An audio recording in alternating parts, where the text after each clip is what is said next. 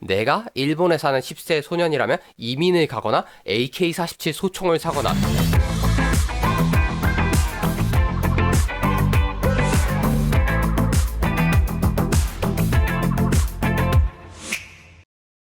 여러분 안녕. 자, 이번 시간에는 제가 어떤 나라의 회사에는 적극적으로 투자를 하고 어떤 나라의 회사에는 손도 대지 않는데 그러한 기준이 무엇인가 여기에 대해서 설명을 드려보려고 합니다. 일반적으로 우리나라에서는 당연히 한국 주식을 가장 많이 투자를 할 것이고요. 한국 다음으로는 미국 주식에 많이 투자를 하게 될 것입니다. 그렇다면 한국, 미국 다음으로 많이 투자하는 나라는 어디일까요? 제가 예전 영상에서 각 증권사별로 해외 주식 투자를 할 때 어떠한 혜택이 있고 수수료는 어떤지에 대해서 말씀을 드린 적이 있죠.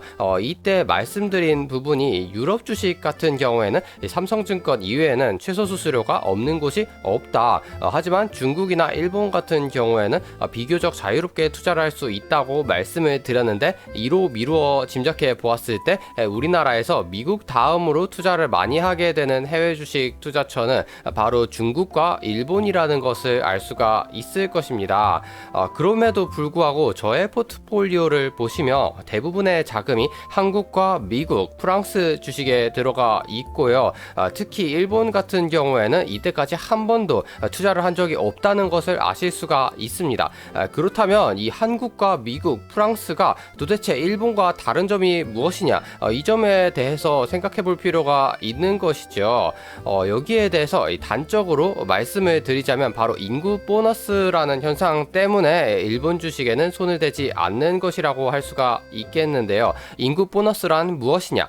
간단히 말씀드리자면 출산율이 높은 국가의 경제가 빠르게 성장하는 현상을 말한다고 할 수가 있겠습니다. 예를 들자면 한 나라의 경제 규모, 총 GDP라고 하는 것은 1인당 GDP의 인구를 곱한 것으로 해석할 수가 있죠.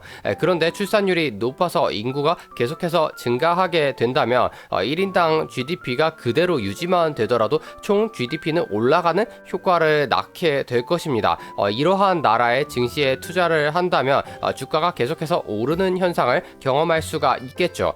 물론 이것은 개개인의 삶의 질이 윤택해진다는 것과는 전혀 다른 문제이기는 하지만 해외 주식 투자를 알아보고 있는 사람에게 사실 그런 것은 중요한 문제는 아니라고 할 수가 있겠습니다.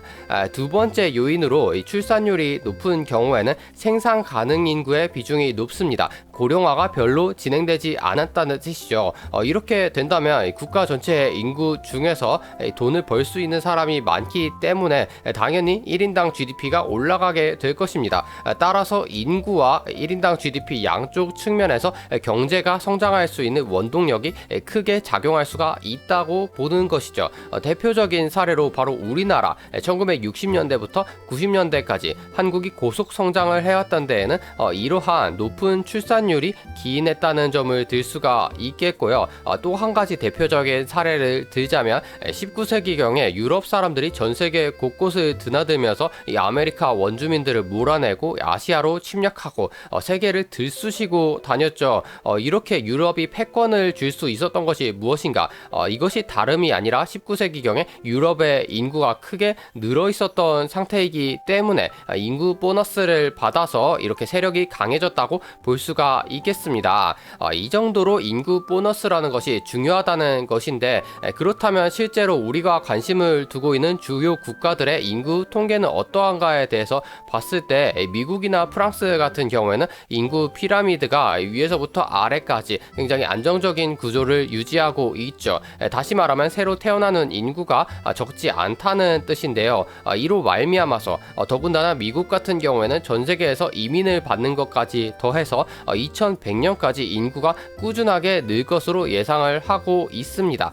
프랑스 같은 경우에는 미국만큼은 아니지만 선진국 중에서는 거의 유일하다시피 할 정도로 성공적인 출산 장려 정책으로 말미암아 인구가 꾸준히 늘어나고 출산율 또한 인구 대체 가능 수준이 2.1명 수준을 유지하고 있는 나라로 잘 알려져 있죠.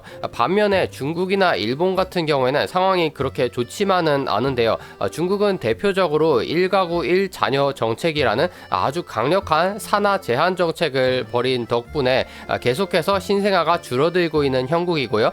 일본은 당연히 고령화의 대표 주자로서 나라로서 젊은 층의 인구가 빠르게 줄어들고 있는 나라라고 할 수가 있겠죠. 따라서 근미래에 이 두 나라는 이 가파른 인구 감소로 인해서 빠르게 성장 동력을 잃어버리고 경제가 침체 또는 후퇴할 운명에 처해 있다고 할 수가 있겠고요. 실제로 일본 같은 경우에는 현재 진행형으로 인구가 빠르게 감소하고 있죠. 이 때문에 나타난 것은 단순한 숫자의 감소뿐만이 아니라 다름 아닌 일본의 주요 기업들의 몰락을 가져오기도 했는데요. 샤프전자가 대표적인 사례라고 할 수가 있겠습니다. 우리에게 전자사전으로 굉장히 잘 알려져 있는 기업이기도 했던 샤프라는 기업은 2015년에 99%의 감자를 단행해서 중소기업 혜택이라도 받아보려고 하는 발버둥을 치더니 급기야는 2016년에는 대만 폭스콘에 팔려버리는 일본 전체적인 이 굴욕이라고 할 수 있는 사건을 경험하게 됩니다. 당연히 주가 또한 곤두박질을 치고요. 뿐만이 아니라 지금의 삼성전자와도 같았던 큰 위상을 자랑하던 소니라는 기업 또한 2013년에 연이어서 도쿄에 사옥을 매각하더니 2014년에 가면은 신용등급 또한 정크로 강등당하는 굴욕을 겪습니다. 이 회사 또한 예전의 주가를 전혀 회복하지 못하고 있는 상태죠.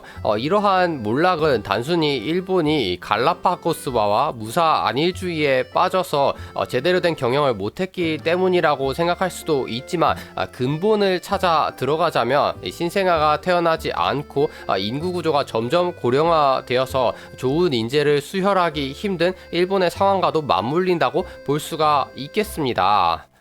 이 일본의 상황과 관련해서 굉장히 유명한 투자자인 짐 로저스가 했던 말이 있습니다. 내가 일본에 사는 10세 소년이라면 이민을 가거나 AK-47 소총을 사거나 둘 중에 하나를 할 것이다 라고 말을 했죠. 이것이 무슨 뜻이냐? 바로 일본은 50년쯤 지나면 무법 천국이 되어 있을 것이라고 예측을 한 것이라고 볼 수가 있겠습니다. 이 짐 로저스라는 사람은 우리가 찬양에 맞이하는 워렌 버핏 오빠와는 정반대의 스타일을 가지고 있지만 결과적으로 큰 재산을 축적해서 굉장히 유명한 사람이라고 할 수가 있겠는데요.